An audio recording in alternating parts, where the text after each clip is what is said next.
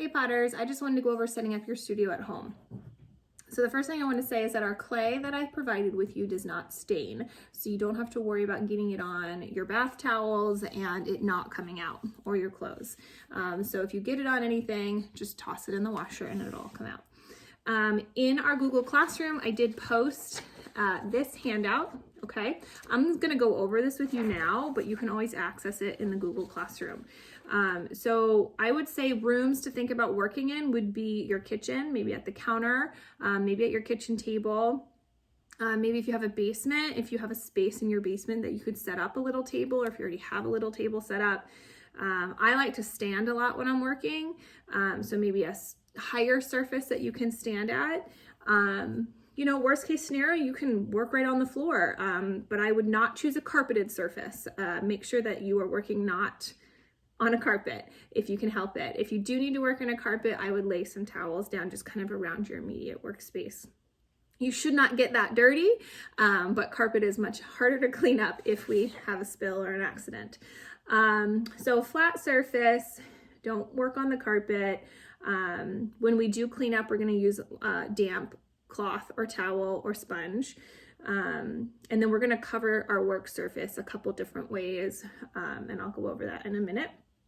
So we want to minimize the dust, okay? So we don't want to blow the clay, like if it's getting dusty, we don't want to blow it off. We don't want to clap our hands if they're covered in clay. We don't want to shake anything out inside. If you're going to shake anything out, go outside, shake it as far away from you as you can. And then you'll always scratch your name and your period at the bottom of your work once you have that finished. When you do clean up, you'll wipe your area with a damp sponge or cloth. You wash your hands. You want to minimize any clay going down your sink whatsoever. So if you have like really dirty clay water, I would dump that outside. In a flower bed, walk off into the woods, the edge of your property, even in the grass. I'll just go to my deck and I just toss it off into the grass whenever I can't recycle out of my water. You can also, you know, dump that outside, come back in, put water in your bucket again, and then dump that outside again. And then you should be good to just clean your bucket or your cup inside.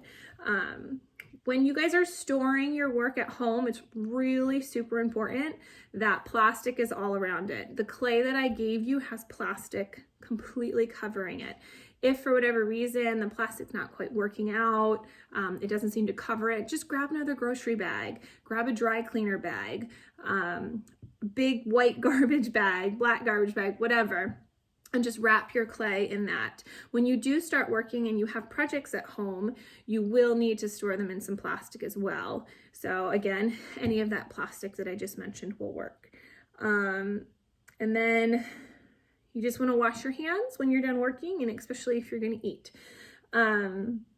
So just as two warnings that I have on here is that clay dust does contain silica, which is harmful to your lungs if you're breathing tons and tons and tons of it in. So we just try to minimize that altogether by keeping our clay damp, making sure we clean up properly with wet stuff, wet sponges and wet paper towels or wet cloth.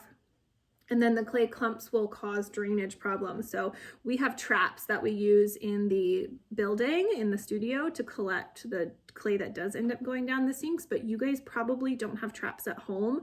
So that's why it's really important that you don't just take your clay water and dump it down the drain, you toss it outside. So that's kind of what's on this sheet, okay? And that's really important that you kind of abide by that stuff at your home, so we don't make anybody angry at home. And then when I get set up at home, I like to typically take like a large towel, like a bath towel or a beach towel, and I lay that down first and just kind of like make that my workspace and try to keep everything contained on top of that towel.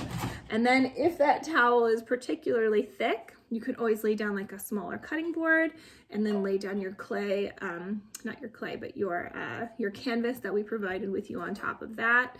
You can lay your canvas directly on top of your towel as well. That's fine. So that's just a little bit about setting up your studio space at home. Good luck.